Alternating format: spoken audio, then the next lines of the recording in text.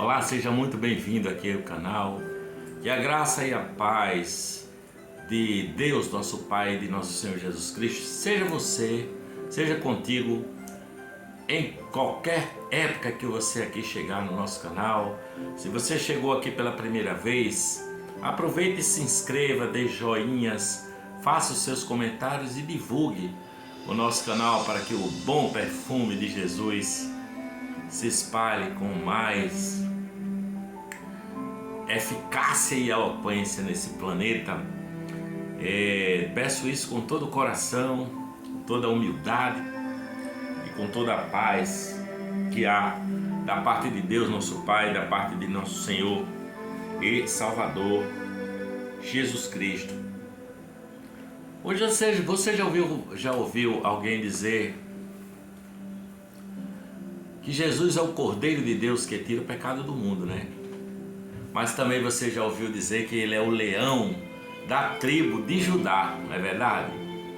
Então, curiosamente, você tem duas figuras de Jesus que se opõem, né? Aparentemente. Uma que é um leão, um animal forte que ruge, que é destemido, e outra que é um cordeirinho, não é? Que é um animalzinho indefeso, humilde, animalzinho humilde, manso, que é o cordeiro.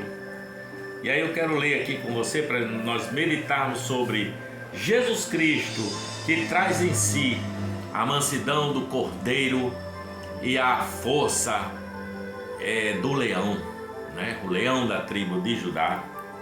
E eu quero ler aqui o capítulo 5 do livro das Revelações, o Apocalipse. Ele diz assim, olha: "E vi na destra do que estava sentado sobre o trono um livro escrito por dentro e por fora, selado com 7 selos, e vi um anjo forte bradando com grande voz, dizendo: Quem é digno de abrir os livros e desatar os seus selos? E ninguém no céu, nem na terra, nem debaixo da terra podia abrir o livro, nem sequer olhar para ele. E eu chorava muito, porque ninguém fora digno de abrir o livro, nem de o ler, nem de olhar para ele. Disse-me um dos anciãos: Não chores, eis aqui o leão da tribo de Judá. Eis aqui o leão da tribo de Judá, a raiz de Davi, que venceu para abrir o livro e desatar os seus selos. E olhei, e eis que estava no meio do trono dos 4 animais viventes, e entre os anciãos um cordeiro." Olha aí. Os anciãos disseram: Eis aqui o leão da tribo de Judá, a raiz de Davi. E eu olhei, de João, e vi um cordeiro como havendo sido morto. Tinha 7 pontas e 7 olhos, que são os 7 Espíritos de Deus enviados a toda a terra. Veio e tomou o livro da destra do que estava no trono. Havendo tomado o livro, os 4 anciãos, os 24 anciãos, se prostraram, os 4 animais, diante do cordeiro, tendo todos eles harpas e salvas de ouro, cheias de incenso, que são as orações dos santos, e cantavam um novo cântico, dizendo: Digno és de tomar o livro, de abrir os seus selos, porque foste morto, e com seu sangue compraste para Deus homens de toda a tribo e língua e povo e nação, e para o nosso Deus os fizestes reis e sacerdotes, e eles reinarão sobre a terra. E olhei, e ouvi a voz de muitos anjos ao redor do trono, e dos animais e dos anciãos, e era o número deles de milhões, de milhões, de milhões, e de milhares, de milhares, de milhares, que com grande voz diziam: Digno é o cordeiro que foi morto de receber o poder e riquezas e sabedoria e força e honra e glória e ações de graça. E ouvi a toda criatura que está debaixo do céu e na terra e debaixo da terra, que está no mar, e a todas as coisas que neles há, dizer: Ao que está sentado sobre o trono, ao que está sentado sobre o trono e ao cordeiro, sejam dadas ações de graça e honra e glória e poder para todo o sempre. E os 4 animais diziam amém, e os 24 anciãos prostraram-se e adoraram ao que vive, ao que vive para todo o sempre. Adoraram o Cordeiro, adoraram esse que vive para todo sempre, que é um leão da tribo de Judá, mas que também tem as características de um cordeiro manso e humilde de coração, não é? O leão e o cordeiro. O leão se apresenta com a força, com a majestade na aparência e na sua própria voz, mas o cordeiro aparece com mansidão e paciência, não é? O cordeiro também é um animal que servia naquela época muito mais de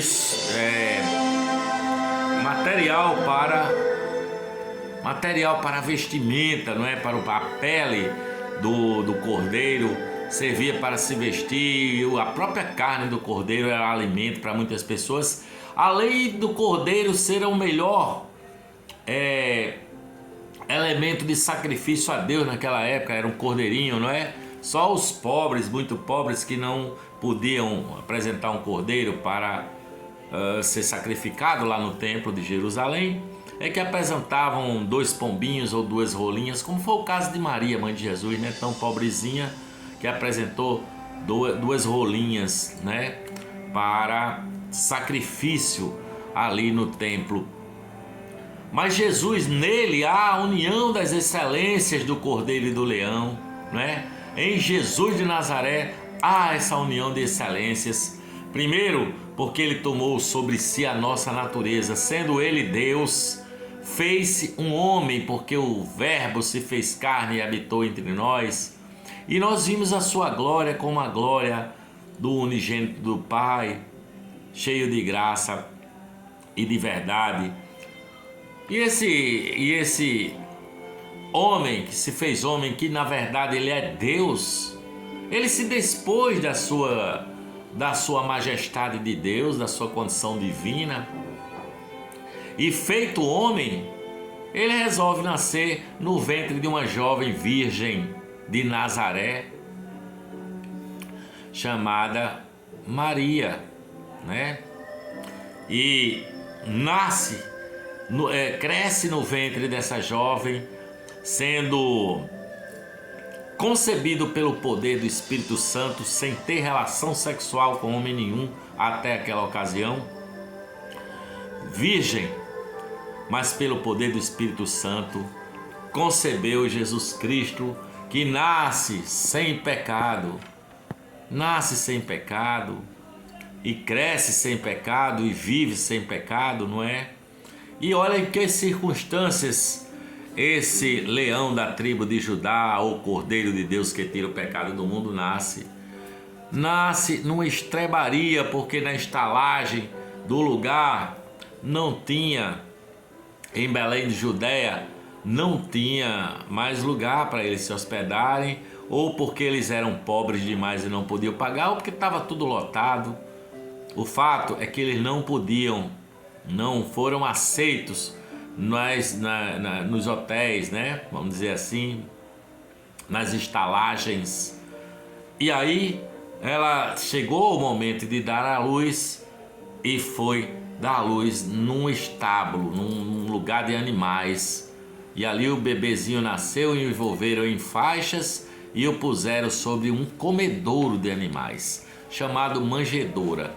Você sabia disso? Que a manjedoura é um comedouro para bicho, para cabra, para boi, não é? E ali foi colocado o bebezinho nessa manjedoura. Esse que nasceu como um cordeiro, né? O Cordeiro de Deus, que veio para triunfar sobre as trevas, e trazer glória ao Pai nas alturas e paz na terra aos homens da boa vontade de Deus, como disseram aqueles pastores do campo, que tiveram aquela visão no campo de milhares de anjos dizendo glória a Deus nas alturas e paz na terra, porque nasceu um menino, nos nasceu, seu nome é Conselheiro, Príncipe da Paz. Você imagina a visão daqueles pastores no campo, não é? E os anjos cantavam, glória a Deus nas alturas, paz na terra, boa vontade, e começava a plenitude dos tempos nesse nosso planetinha de suor e de lágrimas. A sua dignidade divina também foi comprovada quando vem aqueles magos lá do Oriente, guiados por uma estrela. Alguém já disse que a estrela que os guiavam era o próprio coração. Pode ser que seja, não importa se era o coração, se era uma estrela no céu. O fato é que o texto bíblico diz que eles iam acompanhando aquela estrela no céu e em algum momento ela deteve-se sobre aquela estrebaria, aquela casa onde estava o menino, né? E eles, guiados por essa estrela, presentearam aquele menininho, aquele bebezinho e sua mãe e seu pai com ouro, incenso e mirra, não é? Esse Cordeiro de Deus, esse cordeirinho que cresceu assim, humilde, menininho, naquela cidade de Nazaré, ao completar 12 anos de idade, junto com seu pai e sua mãe foi ao templo, e depois a sua mãe e seu pai o perderam de vista e voltaram 2, 3 dias depois a procurá-lo. E ele estava no templo conversando com os doutores da lei, com homens entendidos, com 12 anos, e disputando com eles e mostrando para aqueles doutores da lei a sua majestade. Mesmo um menininho de 12 anos já manifestava em si o leão da tribo, de Judá, não é? Embora quando ele já adulto, caminhando com os seus discípulos, que eles foi chamando um por um pelo seu próprio nome, ele era tão pobre que disse, cara, o Filho do Homem não tem onde reclinar a cabeça. Tamanha era a sua pobreza que ele não tinha onde reclinar a cabeça, não é? Mas com paciência ele aguentou as injúrias daqueles fariseus, daqueles doutores da lei, sabe? Suportou como um cordeiro as injúrias de todos eles, não é? E sem falar que como um leão da tribo de Judá, ele realizou muitos milagres, sabe? Então mostrando a sua qualidade de leão, né? Ele tinha toda a natureza em suas mãos e dessa forma curou doentes, deu vista a cegos, abriu os ouvidos dos surdos e a boca dos mudos e consertou milagrosamente os aleijados, né? Até gente que nasceu assim com esses problemas, com a sua palavra tudo se consertava, porque foi ele que criou todas as coisas e ele conhece como mais ninguém o corpo humano, não é? Ele sabe como resolver, a ponto de até os mortos que ouviram a sua voz ressuscitaram, como ele disse para Lázaro, vem para fora. Depois de 4 dias o cara já cheirando mal, Lázaro, vem para fora. E Lázaro saiu vivo daquele sepulcro.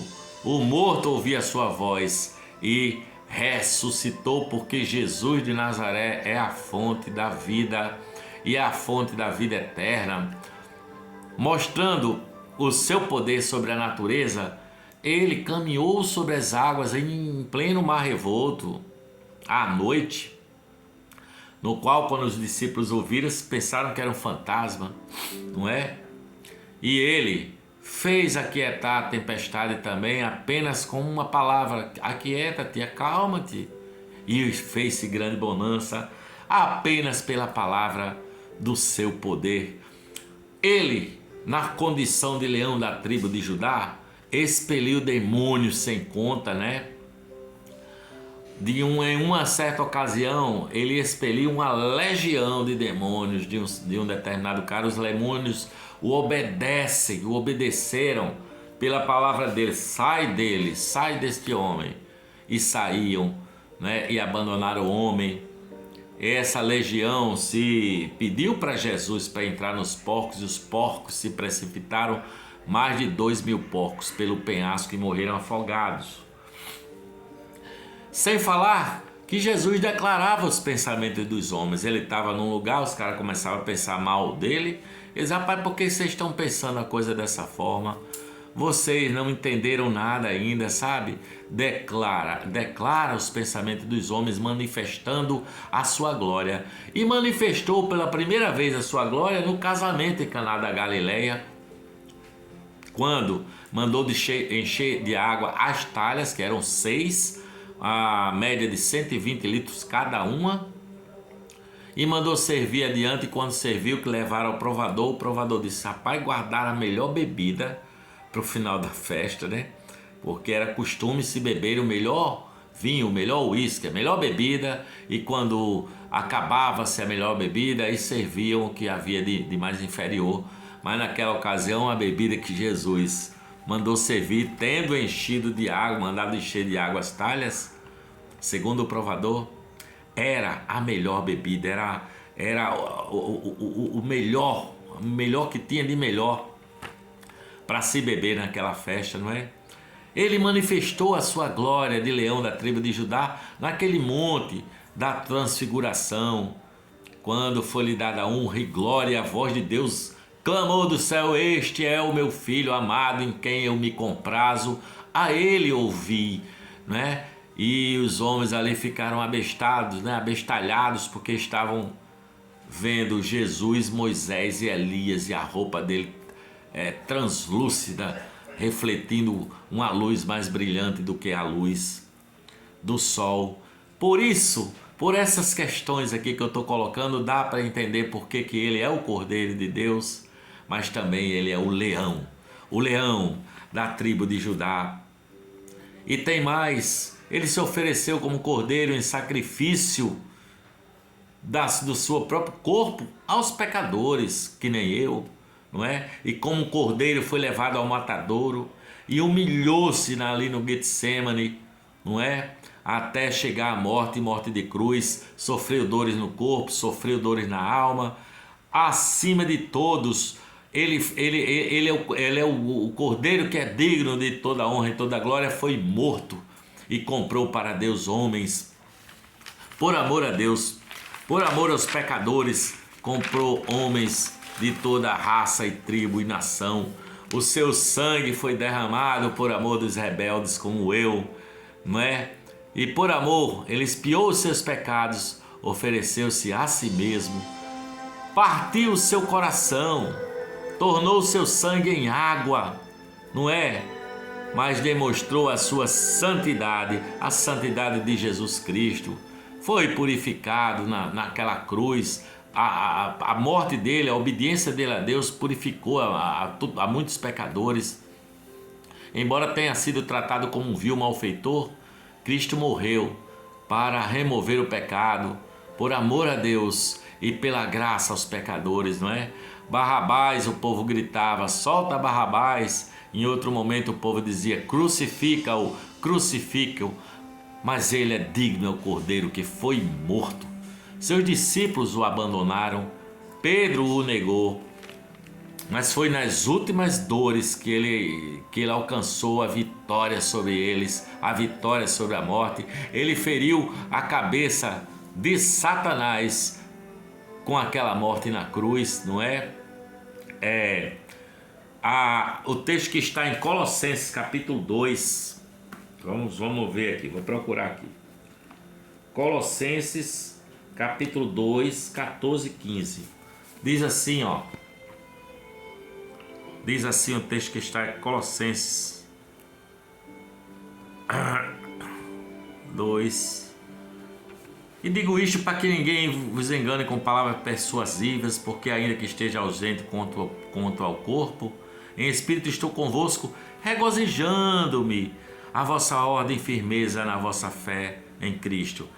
Pois recebeste Jesus Cristo, como recebeste Jesus Cristo, assim nele andai, arraigados e edificados nele, confirmados na fé como fostes ensinado, crescendo em ação de graças, tendo cuidado para ninguém vos faça presa sua por meio de filosofias e vãs sutilezas, segundo a tradição dos homens, segundo os rudimentos do mundo e não segundo Cristo Jesus. Porque nele, em Jesus, habita corporalmente toda a plenitude da divindade. E estás perfeito nele, que é a cabeça de todo principado e potestade, no qual também estáis circuncidados com a circuncisão que não foi feita por mão, de despojo do corpo da carne, sepultados com ele no batismo, nele também ressuscitaste pela fé no poder de Deus, que o ressuscitou dos mortos, e quando vós estavais mortos nos pecados, vos vivificou juntamente com ele, perdoando-vos todas as ofensas, havendo-se riscado a cédula que era contra nós nas suas ordenanças, a qual de alguma maneira nos era contrária, e a tirou do meio de nós, cravando-a na cruz. Cravando-a na cruz. Foi isso que esse cordeiro, que também é um leão da tribo de Judá, fez. Triunfou gloriosamente, teve a vitória. Jesus Cristo, o leão da tribo de Judá e o cordeiro de Deus que tira o pecado do mundo. Ele foi levado como um cordeirinho ao matadouro, não é? Mas ele foi exaltado no céu. Ele hoje está exaltado no céu, ainda sendo um leão que vive com o Pai. Ele também é um cordeiro que está em pé no Monte Sião, que aparece em pé no Monte Sião nas Sagradas Escrituras, lá do Apocalipse fala disso, não é? E continua intercedendo como cordeiro, em mansidão, não é? Intercedendo no céu pelos que nele creem, pelos que acreditam na sua bondade, os que creem na sua doçura e no seu carinho, no seu amor, na sua ternura, na sua gentileza e na sua compaixão, consolando os nossos corações, os atos de Cristo no julgamento final. Acontecerá que ele vai voltar, e no julgamento final a terra tremerá, o céu desaparecerá e os demônios tremem com medo desse dia, não é? Porque ele é um cordeiro que se deu em seus santos, doce e aprazivamente, doce e carinhosamente, e o seu casamento com a sua igreja está prestes a acontecer, para que ele reine com a sua igreja por toda a eternidade. Essas são as palavras que eu tenho para você hoje, com a graça e a paz da parte de Deus, nosso Pai, e da parte de nosso Senhor Jesus Cristo. Por aqui eu vou dizendo amém.